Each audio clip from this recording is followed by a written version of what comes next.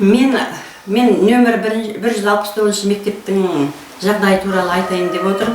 Себебі 2018-дің кеше 15 май күні менің 7-ші оқитын немерем Таңырберген Бақдәулетті жиналысына деп мені шақырды. Сосын мен үйде адам болмағаннан кейін мен немереме сол күні мен бардым оған. Барып едім. Сосын жаңа 500 туралы әңгіме қылдым. Оның алдында былай болды. 500 теңгеден әкелмесеңдер, келесі жылы 8-ші классқа келмей-ақ қойыңдар депті. Оның жаңа 500 теңге бергені менің немерем осы арада айтып қойды. Менің қызым оған 500 теңге бергенде, мен барып айттым, неге сен 500 теңгені бересің? Неге 500 теңгені бересің? Өкіметтің бөлініп отқан, бюджеттен бөлініп отқан ақшасы бар ғой деп, мен балама сорада ұрыстым. Сөйтіп барында мен Нұргүл Асқаровнаға звондадым.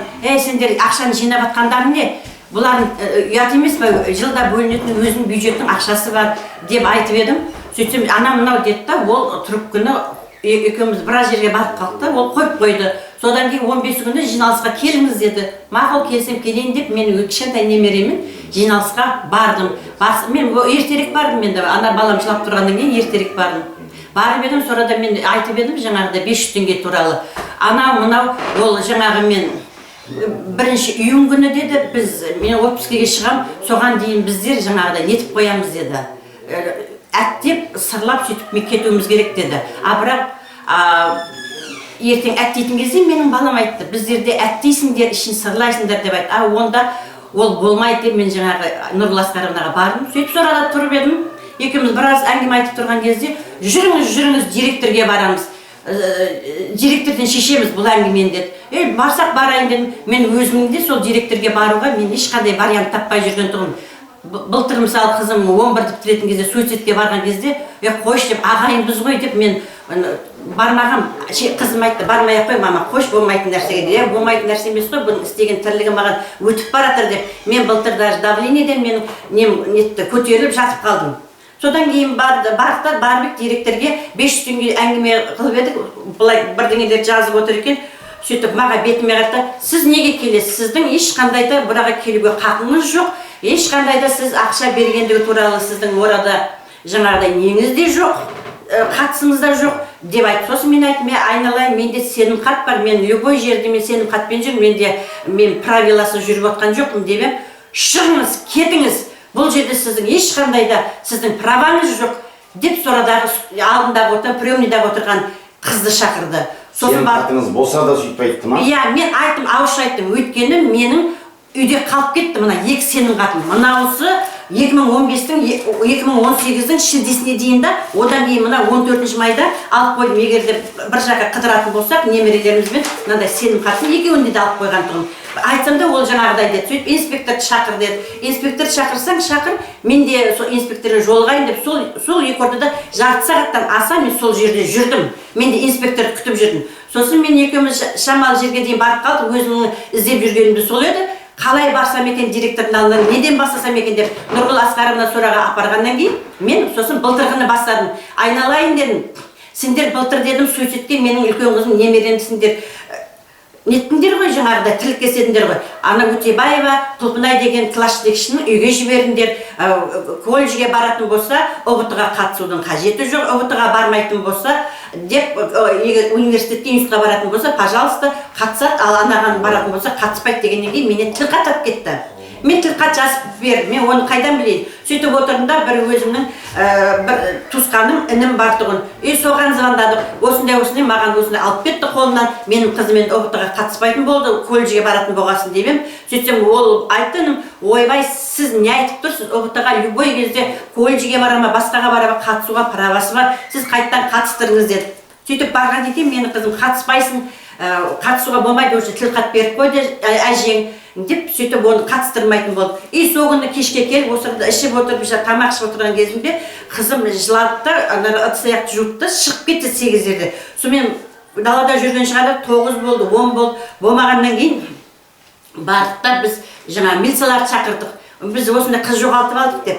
Сөйтіп милициялар 5 милиция келді, көше-көше аңырап, нелерін бәрін көлдерді арылып, сол көлдің басында тізесіне дейін суға түсіп енді өзін суицидке тастайын деп тұр екен да.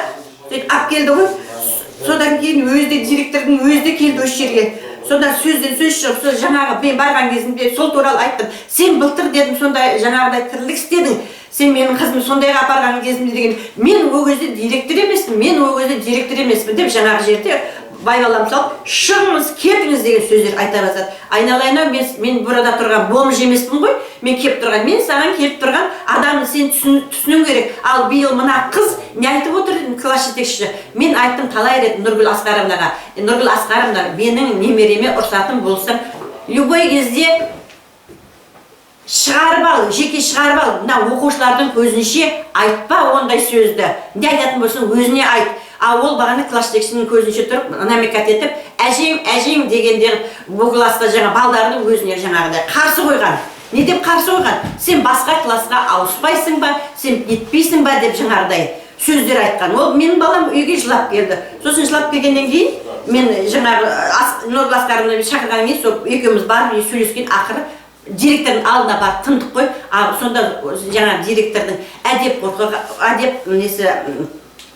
әдептілік нелері қайда, мен түсінбеймін. Сонда мені кім деп тұр сонда мені?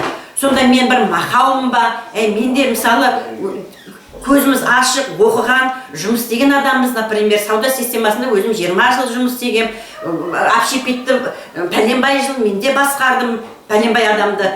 Енді пенсияға шыққанымызға 6 жыл болды. Енді жаман бір қара кемпір болып отырмыз, біз сауатсыз болып отырған адам сияқты болып отырмыз.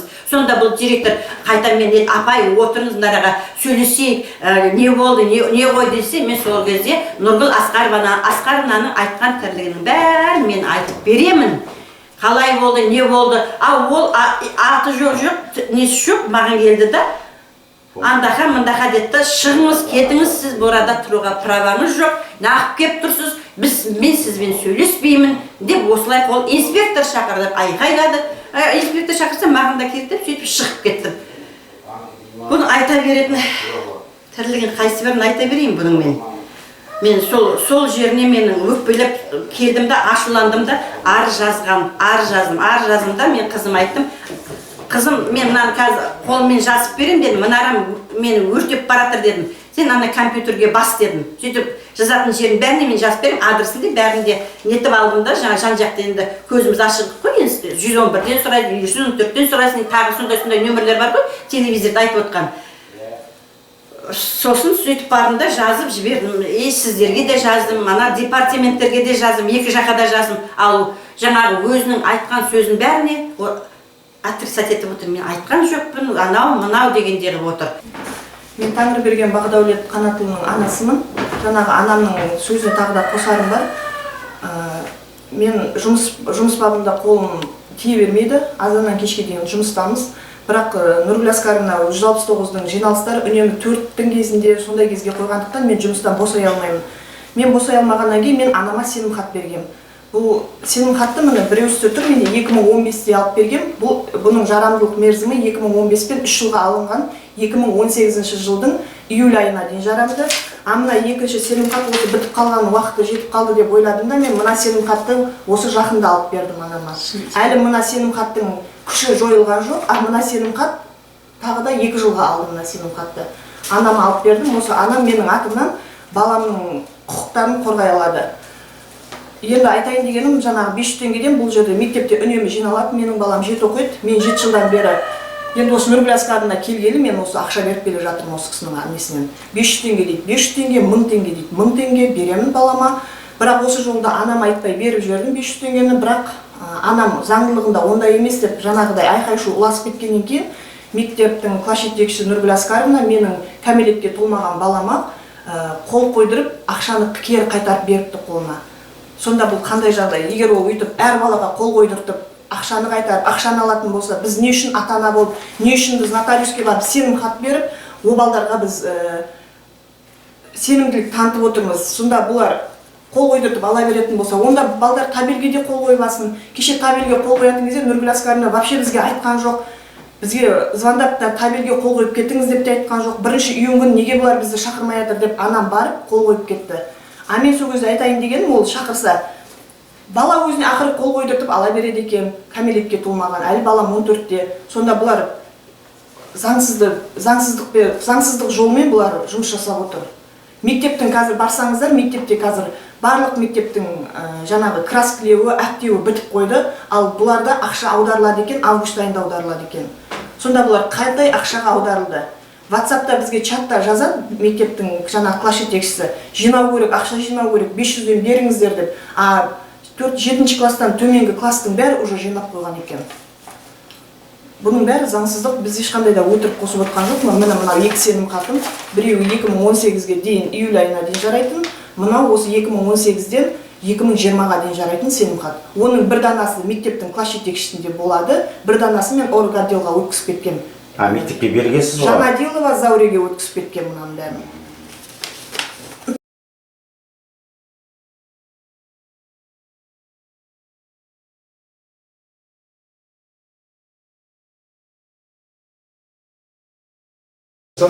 Әр жиналыстарда осы ақша жинамау жөнінде әрқашанда айтылады. Өйткені қайта-қайта бізге үйретіп отыр ол ақша жинамау жөнінде.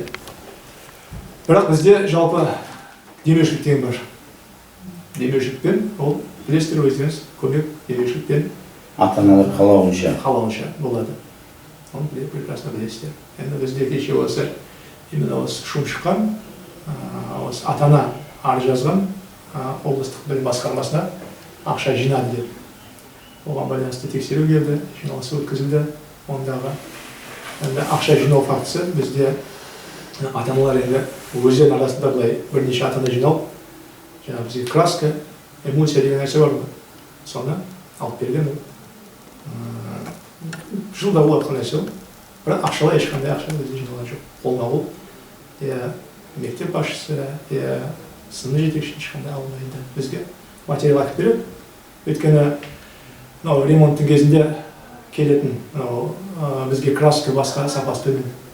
Тәбірме жаңағы не болатын боласын, олардың сапасы төмен болады да. Сондықтан демеушіліктен біз именно краска алатын жылғасы. Әр мектеп ремонтына деп жылда оқушылардың ақша жинайды. Осы жағдай биыл да қайталанды деген өтірік дейсіз ғой? Әрине оқушылар ақша жинамайды осы. Ол өтірік. Демеушілік ол оған біз қарсы емеспіз. Тек қана демеушілікке біз жаңағыдай красканы алып келеді ата-аналар. Өйткені кез келген ата-ана өзінің баласы таза және жақсы сыныпта оқығанын қалайды. Өзінің мектептің сапасын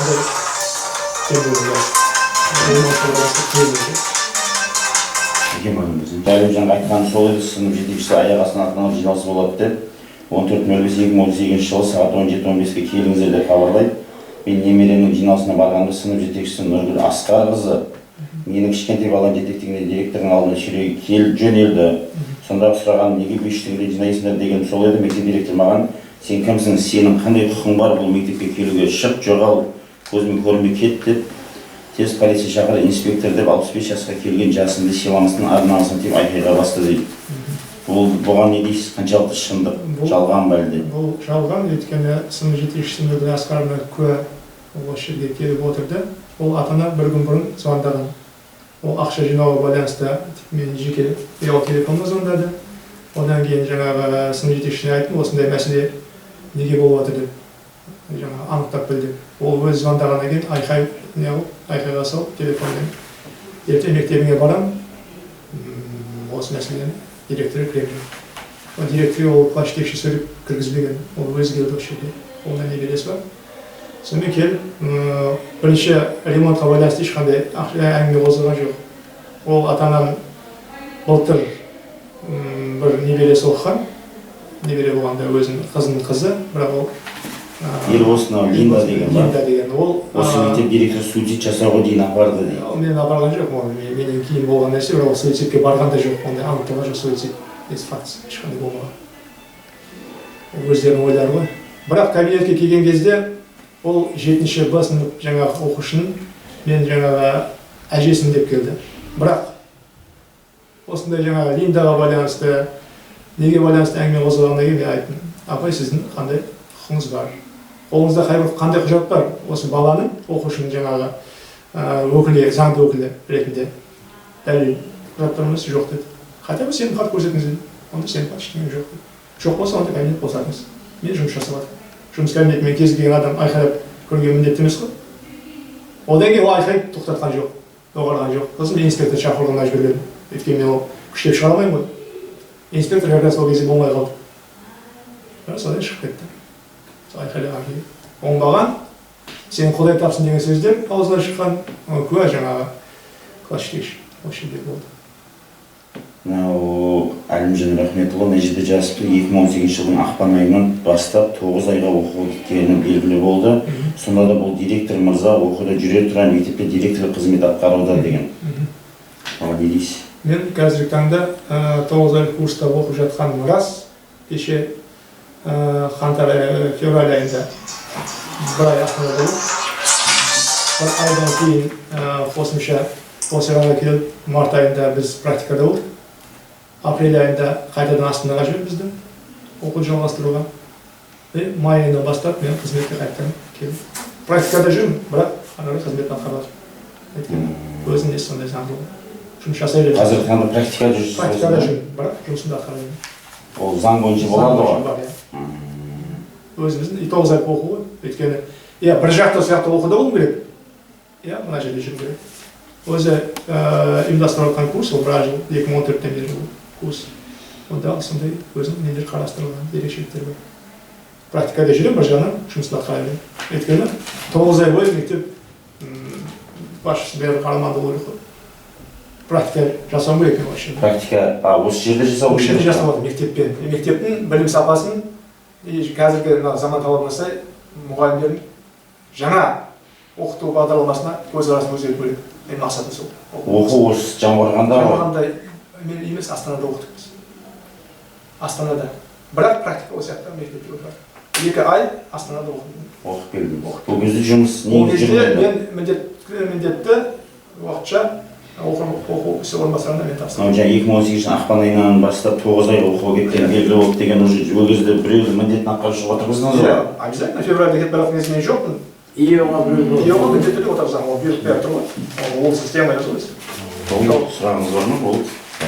Сондықтан осындай. Ал именно осы ата-ана кабинетке келген кезде оның қолында дәлелдейтін оқушының жаңа ешқандай құжаты жоқ. Ол ешкім емес ол кезде. Заңды өкіл емес. Сол күн кешке бірақ сенім хаттар алып келген нотариустан. Ал ол заңды өкіл болмағасын мен не деймін оған? Мен жаңағы кабинет босатылған. Талап ету мен міндетті. Ол туған әжесі емес пе сонда? Әжесі, туған әжесі, бірақ заңда білесіз ғой, заңды өкіл болу керек қой. Хотя бы сенім хатпен. Өйткені оған байланысты айтады мен. Әбден аузым киген. Көп нәрсе болды. Болды. Бірақ жыл болды осы жерде қызметте отқанына, сондықтан жақсы, рахмет. Рахмет сіздерге.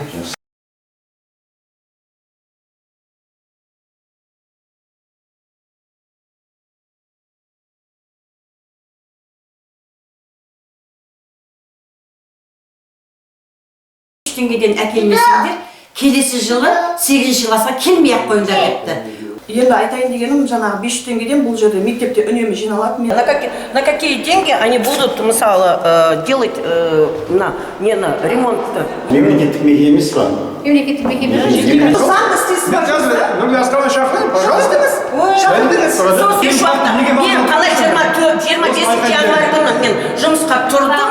Мен бұны бәлежіне жауып тұрған жоқпын. Сіздер келіп тұрғаннан кейін мынаны маған анықтап беріңіздер. Мен осыны анықтағым келіп тұр, күмәнданам. Шынымен математика пәнінің мұғалім болса, пожалуйста, істей берсін. А бірақ мынандай липовый справкамен математиканы деген берген мұғалім, ол деген ана балдардың келешек өміріне. Курс жаңағы кәсіпкер өзі жеке несімен демеушілік ретінде келсе, ол жерде жаңағы спонсорлықты біз бәріміз жинап берейік деген мәселе бұл жерде ақша жинауға келіп тірейді. Бұның жаңағы авторы, жаңағы төрағасы, жаңағы